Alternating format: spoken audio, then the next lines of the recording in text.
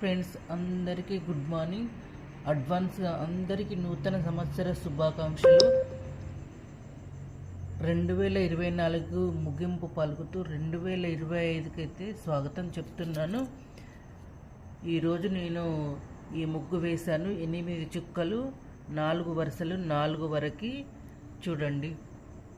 2025 సింపుల్గా అయితే ముగ్గు వేసుకున్నాను. ఇలా పిచ్చుకలు వచ్చాయి. సైడ్స్కి అయితే ఇలా డిజైన్ ఉంది, ఒక చిన్న ఫ్లవర్ పింక్ కలర్.